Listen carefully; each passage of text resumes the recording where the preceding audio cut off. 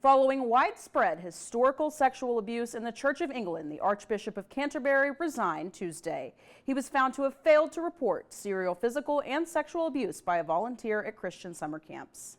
Start warming up your vocal cords because Wicked hits movie theaters in just a few days. But superfans of the famous musical have a warning before the lights dim. Save the singing for the car or the shower, just not for the movie theater. It sparked a heated debate online about whether you should be allowed to sing along while at the movies. Taylor, what do you think? Would you be singing along or are you saving it for the car ride? Okay, I love Wicked. It's probably one of my favorite musicals of all times. And I do want to sing at the movies, but I'm going to be respectful and just wait till the car. I agree with you. Defying Gravity is one of my favorite songs, but absolutely no one needs to hear that. Exactly.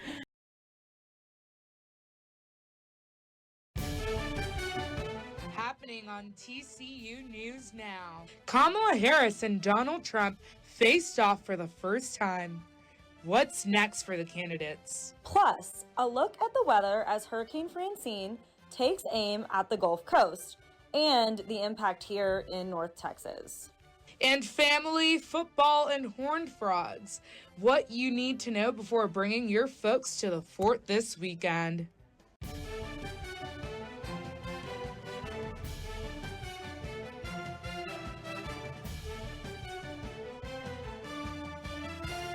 This is TCU News Now.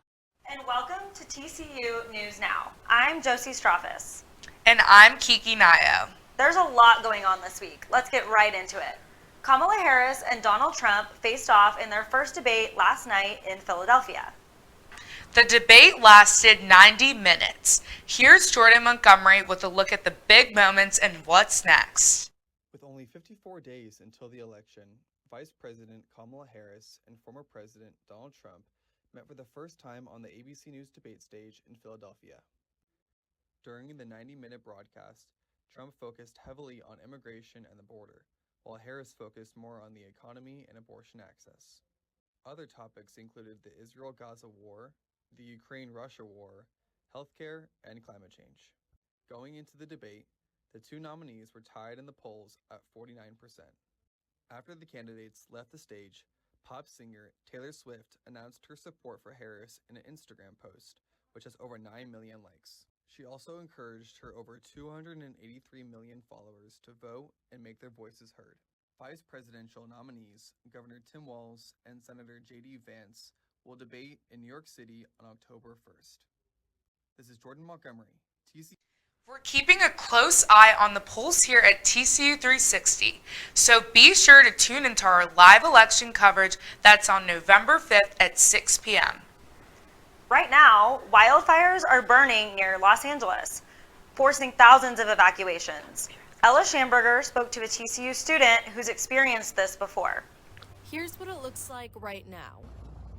More than 7,000 acres have been burned, and Governor Gavin Newsom has declared a state of emergency for San Bernardino County. Many TCU students are from California. We spoke with junior TCU nursing major Heidi Hatton, who had to deal with evacuations back in 2017 due to the Thomas Fire, one of the largest wildfires in U.S. history. While they are still rebuilding, Hatton says it made a lasting impact on her community. I definitely think everyone got a lot closer as a community because my town's also only 10,000 people. So when we all came back, we just kind of realized what our community was. And I feel like you take those things for granted until something big like that happens. Authorities have arrested a man from Norco suspected of starting the line fire in Highland on September 5th. He now faces arson charges as the wildfire continues to threaten thousands of homes and communities in southern. The line fire is 14% contained, according to CAL FIRE. Meanwhile, we're keeping an eye on some developing weather news in the Gulf of Mexico. Tropical storm Francine is moving toward the Louisiana coast. Just moments ago, the eye wall started moving onshore near Morgan City. Francine is a Category 2 hurricane with winds reaching up to 90 miles per hour. Let's take a look at how this will impact our weather here in North Texas. Taylor Croner will break down the forecast. Taylor, how's it looking? Hey everyone, Hurricane Francine will bring some cool weather to North Texas. Today it's going to be a beautiful sunny day with the highest being 89. Tonight will be much cooler with the lowest being 68 degrees. Every day this week is expected to be nice and sunny. We're looking at nice football weather this weekend. I'm Taylor Cronin with your forecast for the week. I'll send it back. Thanks, Taylor. TCU Family Weekend events will begin on Friday, September 13th and continue through the weekend with lots of tailgating, football, and more. Here's Crystal Polglaze and Elle Wood with why the event means so much to students. Cameron Kuntz, a TCU first-year sports broadcasting and journalism double major, is excited to continue a shared tradition with her dad this family weekend. I just vividly remember like Sundays with a fall scented candle burning and, him kind of teaching me the sport. Cameron plans to spend this family weekend with her dad. All activities will take place September 13th through the To register for Family Weekend events under the Family Weekend tab on the official TCU website. And of course, the main event families visiting campus will want to attend our home football game against UCF. We'll send it over to our sports crew, Emil and Sarah, to break down TCU's upcoming matchup and much more. Big 12 conference play begins for TCU this Saturday at home against UCF. Two undefeated teams face off. And Sarah, can the Frogs handle their business in their toughest matchup so far? Honestly, this is going to be a really interesting matchup. Our very own Kendall Briles is going to see a very familiar face on the field on Saturday. UCF's quarterback KJ Jefferson was actually under Kendall Briles during their time together at Arkansas. And Sonny Dykes said in the press conference on Tuesday that he sees a lot of kind of Cam Newton's playing style in KJ Jefferson, and UCF's head coach actually coached Cam Newton during their time together at Auburn in 2010. So it's interesting how he's kind of shaped this new quarterback, and I'm interested to see how that's going to play out with our new defense. Yeah, when you have a quarterback that's able to run the football, but also two running backs to worry about in RJ Harvey and Penny Boone, two guys that had over 1,400 yards and 16 total touchdowns last year. It's going to be a big challenge for TCU. But I'm glad it's playing out the way it is because we have a favorable schedule ahead of UCF. UCF at home, then SMU and Houston, two teams that have not looked great. We could turn out to be undefeated through 5 games. But sticking around with DFW area football, Cowboys fans could not have asked for a much better weekend. I know, with Dak being extended, everybody knows what that means, especially Cowboys fans. That's another 4 years of not winning the Super Bowl. But on a more positive note, they did have a really great game against the Browns this last Saturday. Obviously, we saw Dak's talent with his arm as he threw a touchdown pass to Brandon Cooks. Some would say he was cooking the Browns defense. Yeah. We also saw CeeDee Lamb get some reps in there as well. That's also big news with his extension. Right. I'm going to have to disagree on the Super Bowl take because this Cowboys defense was spectacular against the Browns. 6 total sacks, 2 interceptions from Deshaun Watson, and now 3 players in Parsons, Nealon, and Lawrence that are top 10 in pressures in the NFL. And let's talk about their special teams unit as well.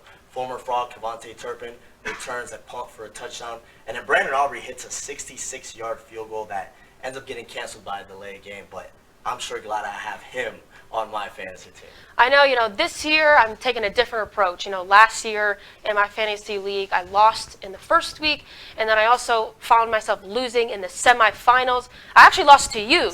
So I'm hoping that the script is reversed this year because I did have a week 1 win. So hopefully I'll find some success in the end of the season. Yeah, we'll have to see what happens with the rest of the season.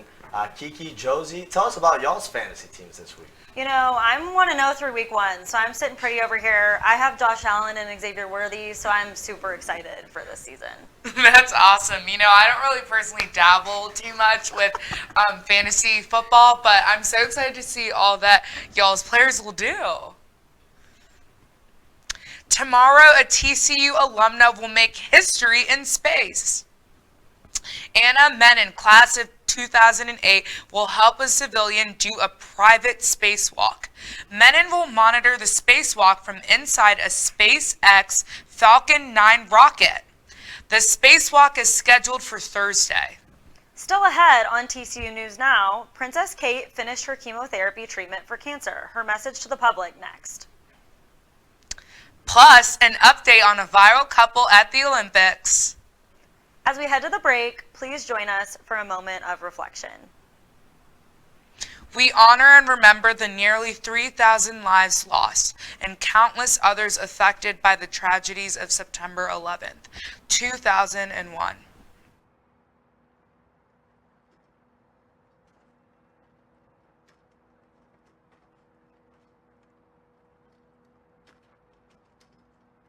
We're getting close to the anniversary of the start of the conflict in the Middle East. October 7th will mark 1 year since Hamas fighters invaded Israel. But the conflict has a long history, and TCU professor Ralph Carter says he thinks there's no end in sight. It goes back really to 1948 with the creation of the State of Israel. Palestinians who were already living in those territories that are now a part of the State of Israel got displaced. Maybe 700 to 800,000 of them. Ever since then, Carter says it's been back and forth. With the death toll nearing 50,000 and much of the Gaza Strip destroyed, Carter says this week's developments represent a new phase of the war and explains why students should pay attention. Other leaders in the Middle East and other people around the world watch this. They've watched this conflict again since the late 1940s, certainly within the Arab world, or even more broadly within the Muslim world globally. The Palestinian-Israeli conflict is seen as a flashpoint that seems to suggest a lot of negative things. Is it a war by Western religions against Islam? Is it the latest example of a neo-imperialist Eurocentric culture like Israel overtaking and overpowering a more traditional Middle Eastern or Asian culture? As long as Netanyahu holds to his promise to destroy Hezbollah and Hamas, Carter says the potential for conflict remains.